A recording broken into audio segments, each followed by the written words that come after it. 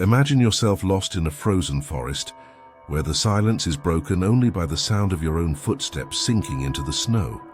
No trail, no hope, only the cold, the hunger, and something watching you. Something that was once human, but fed on the flesh of its own kind, and now wanders forever, consumed by an insatiable appetite. This creature has a name, but to utter it is already an invitation to madness. The Wendigo is not merely a horror script invention or a stylized figure in modern films. Its origin is far darker, rooted in indigenous legends that entwine the fear of starvation, isolation, and loss of the soul. It is an ancient entity found in the myths of the Algonquian peoples of North America, embodying spiritual corruption and the absolute horror that lurks within humanity itself. In this video, you will embark on a journey through the darkest records of this entity. We'll explore its true origin, the blood-soaked rituals used to invoke it, and the documented cases of people who claim to have been possessed by it. What you will see here is not fiction, but the echo of ancestral screams that still haunt the frozen forests of Canada and the northern United States. Prepare yourself, for by the end, you will discover that the true terror of the Wendigo does not lie in its appearance, but in what it reveals about ourselves. The vastness of the North American boreal forests hides more than ancient pines and the winds howl through the branches. Something invisible yet ever present watches from the darkest corners of the trees, where light never reaches. To the Algonquian peoples, such as the Cree, the Ojibwa, and the Montagnais, this presence bore a name whispered in terror: Wendigo. The Wendigo was not a mere monster. It was the very embodiment of maddening hunger, extreme greed and isolation. It represented the spirit of a corrupted forest, a cursed guardian punishing those who broke its most sacred taboos: respect for life, sharing, and above all, the prohibition of cannibalism. It appeared in times of dire scarcity when cold and hunger drove men to the brink of survival. Anyone who, out of desperation or desire, consumed human flesh was transformed, their body altered, their soul seized. They became the Wendigo. Descriptions of this being vary by region, but all share horrifying elements: a tall skeletal frame with ashen or yellowed skin, hollow eyes like wells of agony, and a nauseating stench of rotting flesh and congealed blood. Some tales speak of twisted antlers, others of limbs unnaturally elongated. Yet the one consensus is its insatiable hunger. The more the Wendigo feeds, the hungrier it becomes. It is eternally famished, consumed by an inner void that can never be filled. For the tribe elders, the Wendigo was also a spiritual warning, a reminder that the true enemy can come from within. Even the most righteous man could lose his way if overtaken by avarice or hunger. The Wendigo transcended flesh. It could possess souls, inhabit dreams, corrupt thoughts. It was at once a physical creature and a living symbol of moral imbalance. During the long winters, entire villages would perform rituals to protect themselves from the Wendigo. Shamans would chant protective songs, offer game as sacraments, and conduct smoke purifications with sacred herbs. Ancient accounts describe silent, night vigils where any crack of ice or whisper of wind might signal its approach. The fear was not of a brutal attack like that of a bear or wolf, but something more subtle and insidious. The dread that in the dead of night, someone in the village might succumb to starvation and awaken the Wendigo within. In this context, the forest was not merely a backdrop, it was part of the entity, where the Wendigo lived, hunted, and whispered. A graveyard of forgotten footprints, snow-buried skeletons, and echoes of unanswered screams. The towering, gnarled trees seemed to watch, and even the mist felt charged with hidden menace. For lone travelers, the worst nightmare was sensing. They were followed, yet seeing nothing. only knowing that something was there, something hungry. The oral tradition of these peoples preserved for centuries the stories of hunters who vanished, families driven mad by isolation, children who spoke strange tongues after nights in the woods. Many of these narratives were never written down, passed from generation to generation as whispered warnings around the fire, and all carried the same weight. The Wendigo is not simply a creature to be encountered. It is something that awakens within us. This notion makes the legend one of the most disturbing in indigenous mythology. Unlike other folkloric monsters, the Wendigo cannot be killed with ordinary weapons or avoided merely by keeping one's distance. It inhabits moments of despair, the boundaries of ethics, the abandonment of humanity. Its forest has no trees. It is the wilderness of the human soul when we cease to recognize others as equals and begin to see them as mere flesh. Prepare yourself. In the next chapter, we will delve into the darkest rituals of the legend, blood ceremonies, curses, and real transformations that fueled the Wendigo's macabre aura for centuries. In the deep darkness of winter nights, when cold burned more fiercely than fire could warm and game vanished from the trails, whispered tales arose among the northern forest peoples. These were stories of absolute despair, where hunger was not merely a physical sensation, but a monster consuming mind and spirit. It was in this extreme setting that the most terrifying aspect of the Wendigo legend took shape: the cannibalistic rituals and the curse sealing the fate of those who fed on human flesh. Unlike other myths, the Wendigo was not invoked by choice. It was awakened, a living response to the violation of sacred survival limits. When a tribe member, whether driven by desperation or an obscure impulse, broke the taboo of cannibalism, they became an abomination in the eyes of their people and opened themselves to an irreversible spiritual transformation. From that moment on, human flesh not only sustained them, but became their sole form of existence. Their body would wither as though perpetually starving, no matter how much they consumed. Their spirit was consumed by voices, whispers, visions, of red snow and eyes in the darkness. To the elders, this process marked the birth of the Wendigo. Some tribes practiced specific rituals when they suspected someone was being corrupted by the entity. One of the most feared was known as the Purge of the Black Hunger.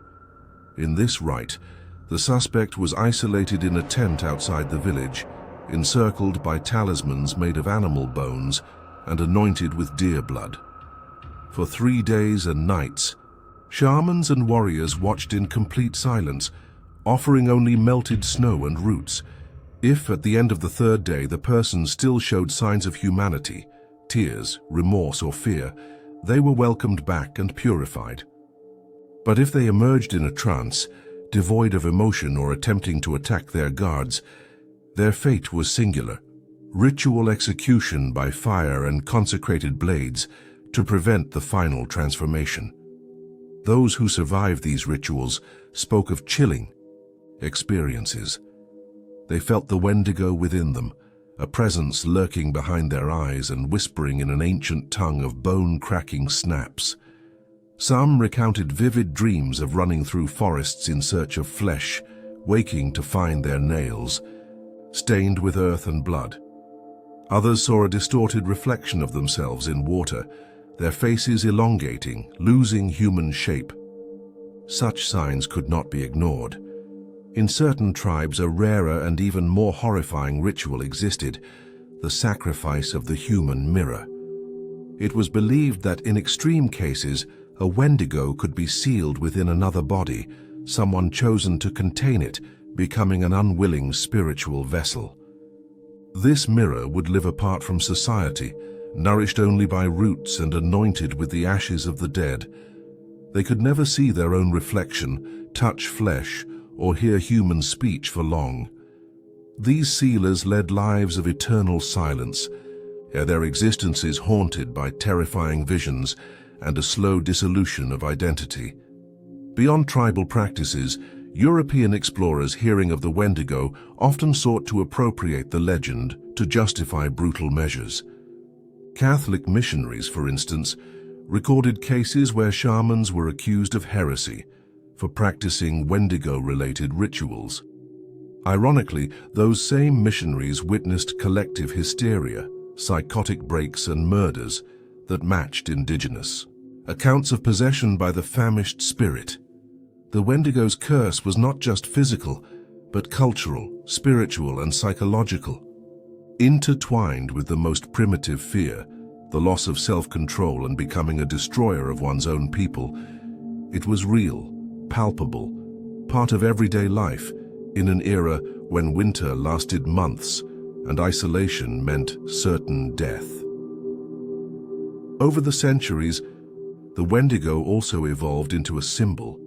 For indigenous peoples, it warned of selfishness and dehumanization.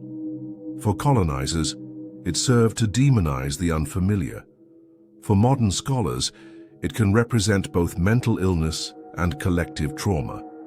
But for those who lived beneath frozen trees, who buried their dead in ice, who saw hunger mirrored in their companions' eyes, the Wendigo was alive. Something to feel, to hear, and with luck to avoid. That is why, even today, in parts of Canada and Alaska, Wendigo stories are told with caution. Because despite technology, heating, and supermarkets, there remains something in the wild. Its isolation, its extreme cold, that reminds us how close we still are to our own limits. And when we cross them, we may not meet a monster. We may become one. In the next segment, we will dive into 19th century real accounts and historical records where the Wendigo ceased to be mere legend and became part of official files on madness, murder, and disappearances. Contrary to popular belief, the Wendigo legend did not remain confined to indigenous lore.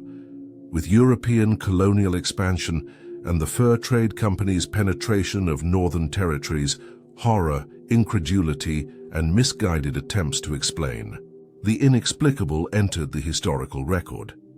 The 19th century, in particular, was when the Wendigo stepped out from fireside tales into the very pages of official documents. One of the most emblematic cases occurred in 1878 and remains a chilling example of folklore and reality merging. The protagonist was Swift Runner, a Cree man known for his respectability and work as a guide for the Northwest Mounted Police. He was trusted until he returned from a long winter and confessed an unspeakable crime. He had killed and devoured his wife and 6 children. What terrified people most was not just the act itself, but the context. Swift Runner was neither lost in the woods nor in an extreme survival situation. Supplies and settlements lay nearby. Yet he chose the darkest path. At his trial, he claimed possession by the Wendigo spirit, describing an unquenchable hunger. No food could sate, visions and whispers driving him to madness. He was hanged in 1879, and newspapers of the time reported the case not as isolated cannibalism, but as living proof of the Wendigo's curse. This was not an isolated incident. In Labrador between 1870 and 1910, explorers and Anglican missionaries reported encounters with indigenous people exhibiting what they called Wendigo delirium, paranoia, social withdrawal, an uncontrollable craving for human flesh, and recurrent hallucinations of cadaverous figures with burning eyes. Some were overtaken by violent impulses, attacking relatives or fleeing into the wilderness, where they were believed to complete their transformation. These phenomena caught medical and scholarly interest, leading to the classification known as Wendigo syndrome. The term, still debated in transcultural psychiatry, describes an extreme mental state in which individuals, despite access to food, feel compelled to consume human flesh, often accompanied by spiritual beliefs about pending transformation. Yet 19th century science lacked tools to grasp the cultural and spiritual complexities involved. and many accused were simply isolated, exiled, or executed as lunatics or witches. Archives in Canada house testimonies from Jesuit priests who, attempting to convert northern tribes, witnessed desperate ceremonies to contain the Wendigo spirit. One such account from 1882 tells of a woman who began compulsive fasting, claiming the spirit's hunger had seized her heart. Shamans tried smoke rituals and prayers to heal her, but after 5 days, she fled into the woods and was later found at a lakeshore, devouring parts of her own arm. Events like this became so frequent that some tribes formed dedicated Wendigo, hunters, warriors initiated in protective rites, whose duty was to identify, capture, and if necessary, execute those beyond redemption. To them, it was no murder, but a spiritual safeguard for their community. Colonial courts faced moral and legal dilemmas: how to judge someone who claimed to be victim of a supernatural force, how to distinguish madness from profound cultural belief. In many trials, European courts wavered between murder convictions and partial recognition of delusional state, never fully understanding the Wendigo's spiritual and symbolic dimension for indigenous peoples. These 19th century accounts reveal that behind the cinematic monster lies a real history of fear, faith, despair, and transcendence. The legend not only survived colonization, but found ways to manifest within science and law. Most importantly, they show that for many, the Wendigo was, and perhaps still is, real. Not a skeleton of bone and teeth, but an invisible force emerging when reason, hunger, and morality are pushed beyond their limits. In the next chapter, we'll explore how this legend crept into psychiatry and continues to intrigue scientists and behavior researchers today. Prepare to plunge into Wendigo syndrome, the junction of the supernatural and modern psychology. There comes a point where legend shapes behaviors, fears, and even clinical diagnoses. Wendigo syndrome is one of those rare, terrifying phenomena where myth and mind collapse into a single body. When the supernatural fuses with the psychological, opening a rift between the visible and invisible, that is where the syndrome dwells. First documented by doctors and anthropologists in the early 20th century, especially in Canada and the northern United States, descriptions centered on individuals from indigenous communities who suddenly developed an uncontrollable craving for human flesh, even with adequate food available.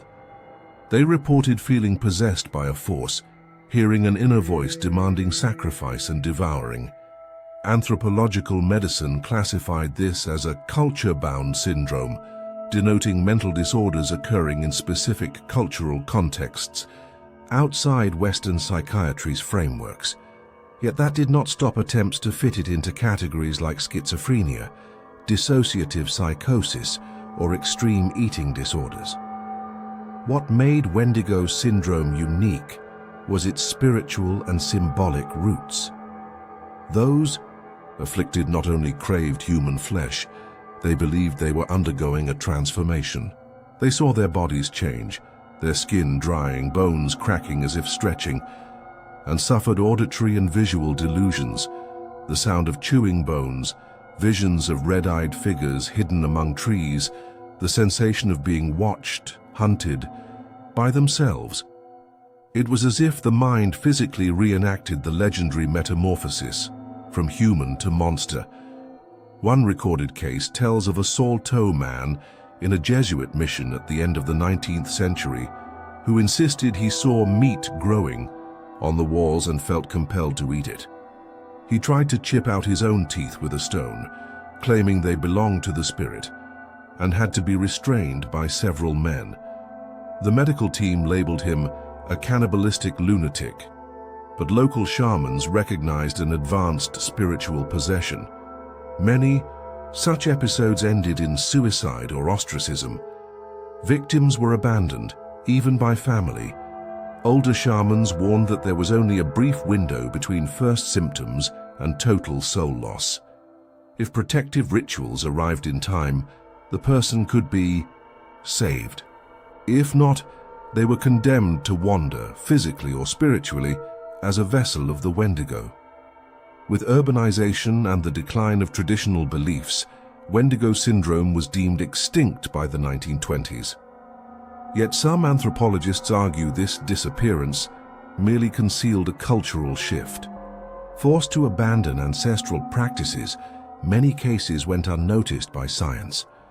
Contemporary scholars note similar psychotic episodes in isolated northern communities, with delusions of hooded figures, voices calling from the forest, or an inexplicable hunger, not for flesh but to fill the void, continuing to surface.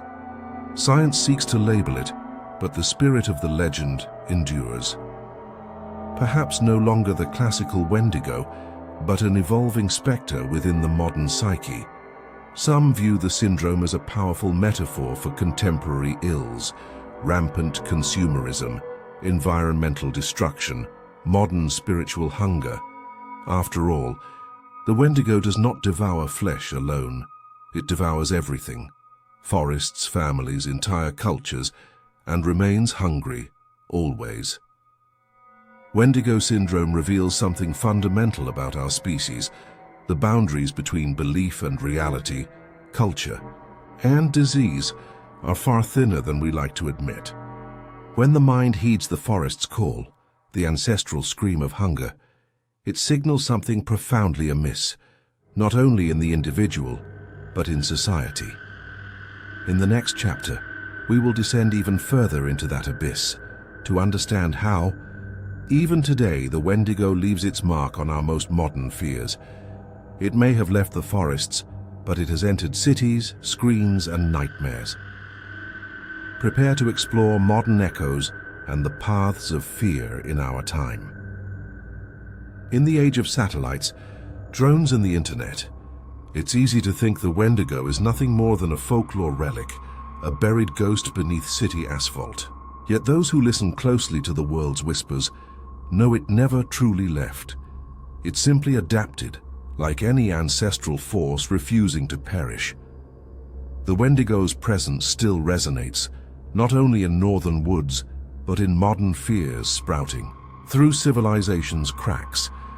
In isolated Canadian communities, some still refuse to enter the woods alone after sunset. Certain shamans guard ancient protective rituals, spoken only in hushed tones, fearing the famished spirit may still find cracks in desperate hearts. Young people vanish along frozen trails, veteran hunters return in silence with empty eyes, and hikers report glimpsing tall shadows among the trees. These accounts endure. They simply fall on fewer ears. More disturbing still is how the Wendigo has found new symbolic bodies in urban life. No longer a forest spectre, it has become an archetype of human emptiness. Psychologists and sociologists, analyzing binge eating, addictions, and even certain serial crimes, identify patterns of depersonalization echoing Wendigo mythology. The subject ceases to see others as human, becoming a voracious, emotionally numb predator. The cycle of hunger and consumption, never sated, leaves a deep imprint on clinical cases of compulsive obsession. In pop culture, the Wendigo has resurged in recent years, though often diluted into a Hollywood monster with fangs and red eyes. Yet even in these portrayals, something persists: the idea of an entity reflecting humanity's decay, a hunger that cannot be appeased, the terror of losing oneself. Films, series, and games use the Wendigo as a shock figure, but what truly terrifies is the concept behind the image.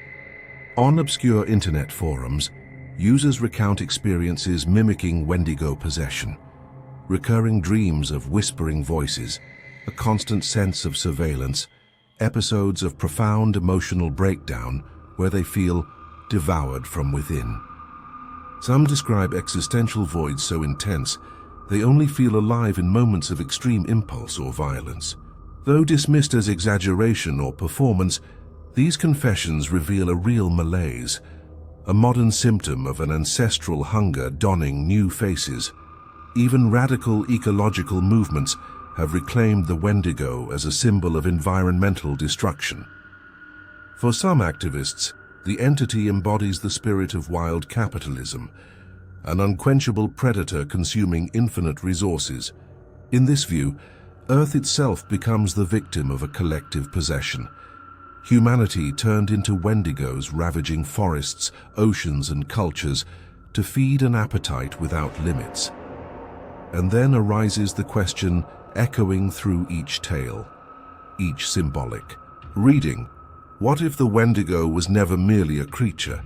What if it has always been a mirror? A dark reflection of what we become when coldness grips the soul, when hunger, physical, spiritual, or emotional, breaks the bounds of the human. The fear of the Wendigo is not confined to forests. It dwells in great empty cities, in sleepless nights, in uncontrollable impulses, in the void of meaning that consumes the self.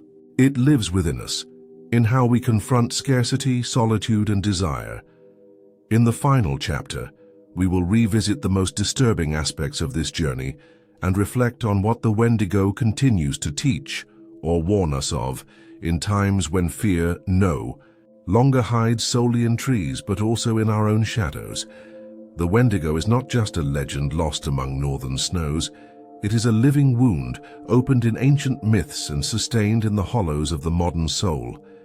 With each step in this journey, we have seen that its hunger does not end with flesh. It reaches the most fragile parts of us, the balance between reason and instinct, humanity and savagery. In the silent frozen forests, it emerged as punishment. In human isolation, it became a mirror. In 19th century trials, a misunderstood spectre. And now, in an age of excess, it may be more dangerous than ever. Invisible, diffuse, yet present in every destructive impulse that drives us apart. The Wendigo does not roar, it whispers. It slips into our darkest decisions, choices driven by greed, selfishness, and unspoken hunger.